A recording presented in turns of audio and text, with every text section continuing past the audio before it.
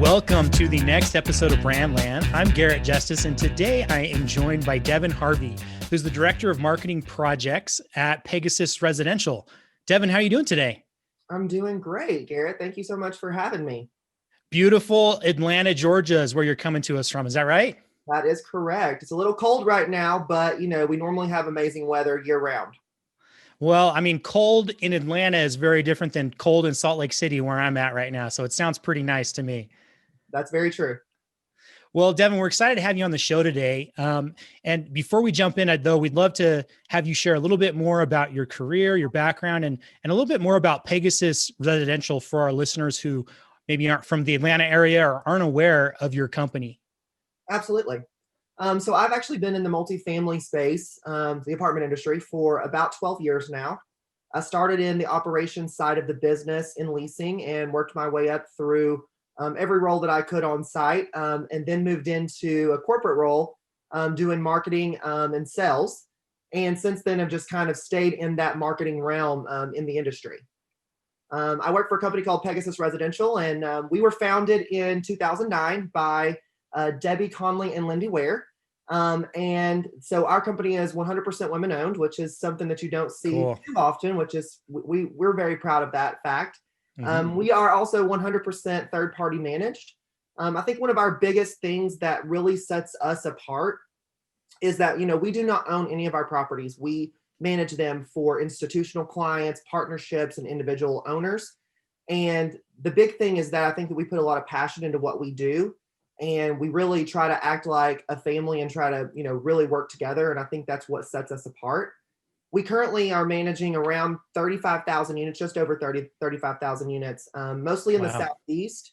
But in the last 6 months or so, we have now been looking at going west, and we're looking at this year building out our footprint in Colorado, Utah, and Arizona. Awesome. Well, that's so cool. It's perfect context, I think, for our topic today too. So, with, hearing the background of Pegasus, really cool, the women-owned business thing. I also think it's what's really interesting about that too is, you kind of mentioned you don't own any of your properties. So really your service, which is a service, right, for your clients is really around that experience or the service that you provide to people who are wanting to rent or lease apartments. Is that right? That is correct.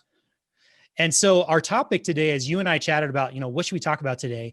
We kind of came up with this idea of how do you navigate that dynamic of what your company offers is really a service, and it's really a high touch sales and service oriented business. How do you navigate that in a no contact COVID world that we've all experienced this last year? So I'm really excited to kind of dive in and kind of pick your brain on how you've thought about that, how your team has thought about that. And I'm sure there's plenty of applications for so many other businesses out there. Absolutely.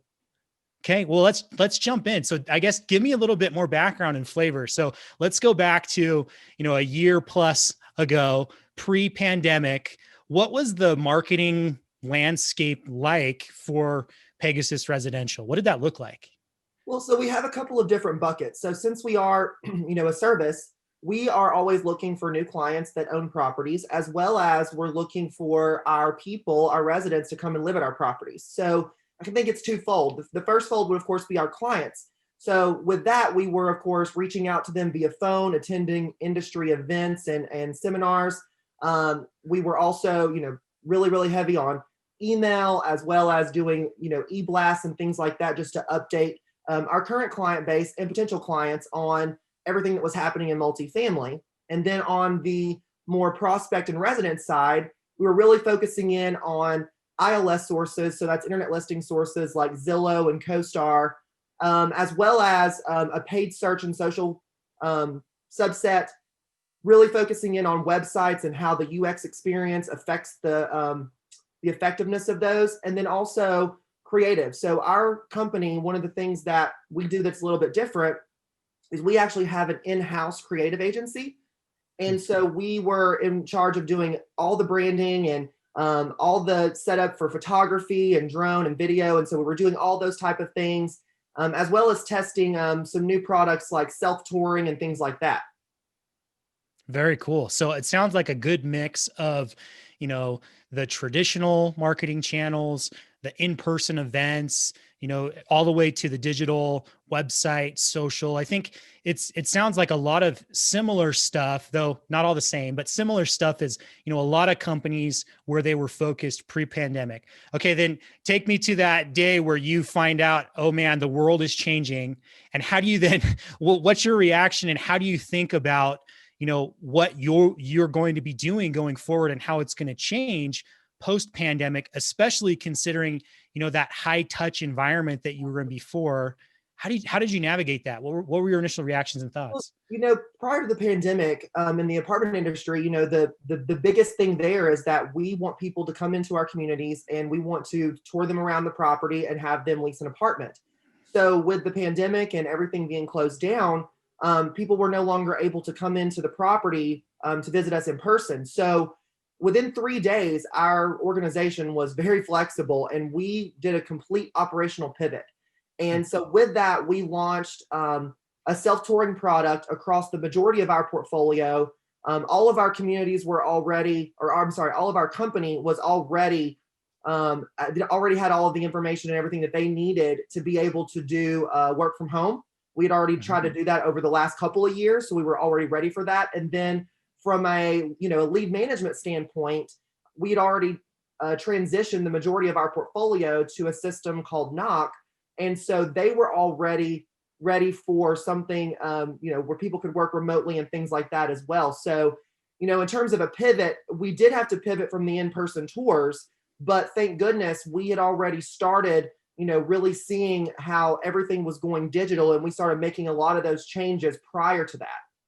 Yeah, so smart and so fortunate that you're able to kind of see ahead and have kind of that foundation that you could just accelerate and build on. I know a lot of companies were in that same boat. I know a lot of companies though kind of got caught off guard. So as you kind of think back to what your company did to put you in a really good spot to just kind of pivot and then accelerate when that pandemic hit, what are the takeaways or the things that, if you were to share insights for other companies out there, what were the things that helped your team be really prepared to pivot and accelerate at that point? I think that one of the big things with our company culture and kind of one of our cornerstones is that we hardly ever say no to new ideas. We really foster that, and we really try to get people to bring new ideas. So with the pandemic, it really elevated that. One thing that our CEO did was she came into the room and she said, okay, I need everybody to forget everything that we're doing today. And we need to come up with a way to change everything. Every single thing about the way that we do business today is changing because of the pandemic. And so she challenged a group of us to do that. And from that, we were able to bring out 75 different items that were going to help us to pivot and to change the organization. We, very, very early on, took one of our apps and we actually repositioned that into a COVID-19 response app for all of our associates to be able to get information out to them very, very quickly. We implemented a task force to be able to meet every single day to make sure that if there was anything changing, we could get the information out. We really focused on going to all of our clients and saying, hey, listen, we know that we've been telling you digital was here and digital was here to stay, but this is the most opportune time for us if we want to get ahead. We have got to really be focusing on things like professional photography, videography, drone photography. We've got to be able to make our businesses look as great as they do in person online. And that was really what helped us to be able to pivot so quickly and really accelerate our growth. That's awesome. Awesome insights. I think there's so many things that, all marketers, and doesn't matter what business or industry you're in, can take away from that. So I guess fast forward now to where we're at today. You kind of went through that craziness. You had that pivot. It sounds like a focus, obviously, away from some of the in-person stuff that wasn't available anymore to more of those digital tours online and other digital marketing and sales activities. So as you look back on that now, what's the result been? How has it gone? What are your learnings in the last year of, being able to do that and now see some of the results from that? Yeah, I mean, it's actually been very interesting to watch. We've actually leased more apartments since before the pandemic. If you look at the same time frame from the year before to now, we've actually leased more apartments during the pandemic than we did before. Wow. And so that really shows me and shows our entire team that the things that we did to change and to pivot really paid off. That's awesome. So I'm curious. I want to dive into that a little bit more. I know that, sometimes it's hard to really put your finger on, you know, what caused, this success to happen. As you think back on it, do you think that that success that you've seen in this last year is due to a change and focus on a lot of these digital channels, or just kind of a rallying together and focusing as a team, or, something else altogether? Like if you had to take a guess, what would you say would be the primary reason that led to that, growth for your company in this last year, where so many companies have been struggling?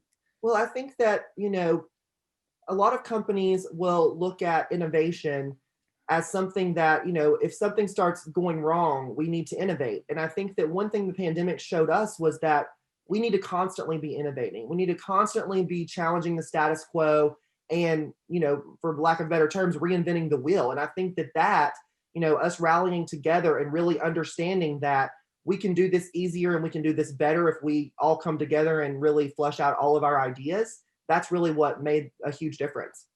Yeah, that's awesome, and I think that that makes a lot of sense. It sounds to me too like the culture was already there, the foundation was there for your team, and the pandemic was really just like a proving ground to kind of test out that culture of innovation, right? And Correct. now, since you've done that, you've seen the success of it, you just want to keep doing it and continuing to innovate and be one step ahead, hopefully, of your competitors out there. Is that right? That's absolutely correct. Cool. Well, so you've seen this change, you've seen this awesome success. Now, looking forward, what do you think's on the horizon? Hopefully one day, we can be free of this pandemic, and or at least things a little bit closer to quote unquote normal, right? Where it used to be. Do you anticipate that when that day comes, your team will transition back to a lot of those events? Will you stay digital? Like, what are your learnings and what do you anticipate on the horizon?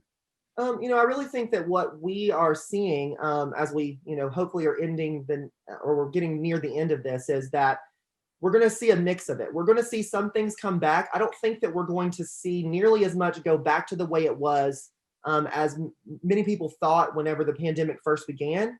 I think that we will really still focus heavily on the digital side.